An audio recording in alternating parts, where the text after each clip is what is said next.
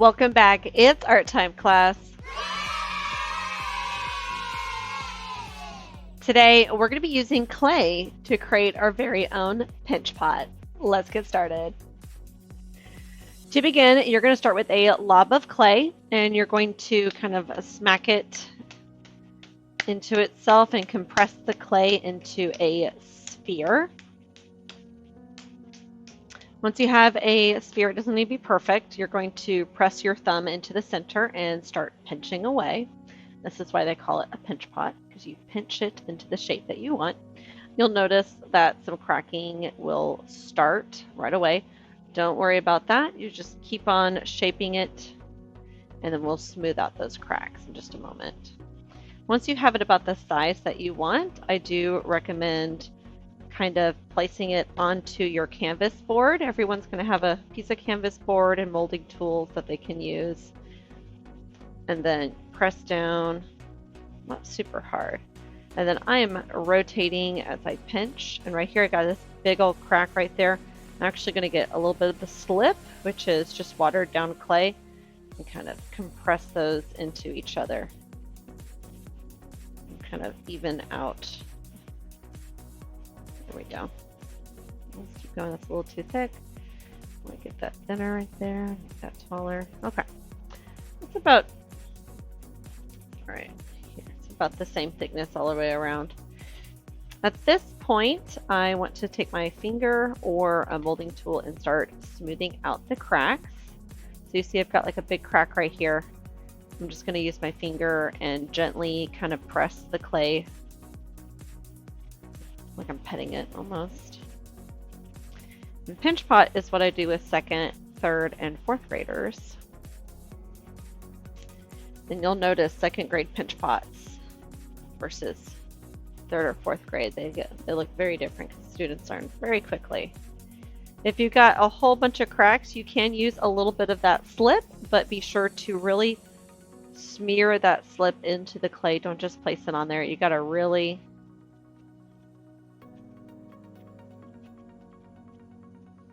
smear it.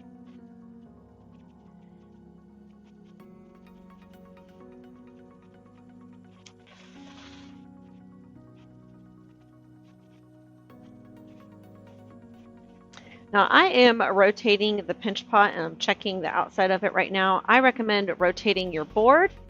Just because I'm creating a video, I can't really rotate my board very easily. So either rotate the pinch pot or your board. There we go. Now this will be really cute to hold jewelry. If I want to add a handle, I could definitely do that. To do that, you are going to take a pinch of clay. Really don't need that much, actually. Make it a little less. There we go. And you're going to kind of create a coil. We've all seen students do this with Play-Doh. They create a little coil. I recommend working towards the center and then bringing it out, kind of thins it. And you want it thinner than your finger. Let's do that. Okay. I'm going to have it kind of lay across the top. So to attach it, what I need to do is first score. So what I'm going to do is create little marks in the clay. I'm going to grab some slip. We'll have cups of slip around for you guys to use. And kind of place that on there. It's kind of like glue for ceramics. And then I'm going to smear those two pieces together. Oh no! This broke. Well, I could let that inspire and create like a little handle on the side, or I can start over. I'm actually going to take that off. That is okay. Roll that back together. Let's add a little bit more. Perhaps it was too thin.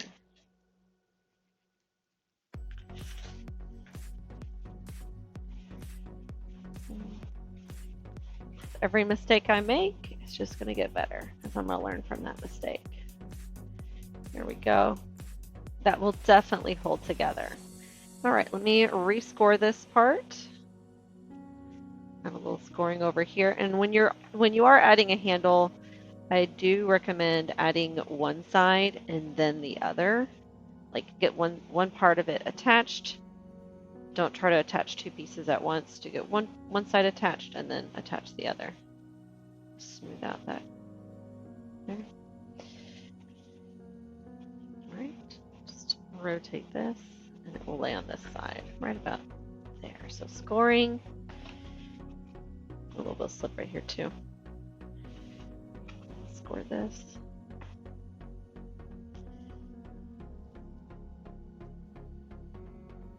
And smearing that in.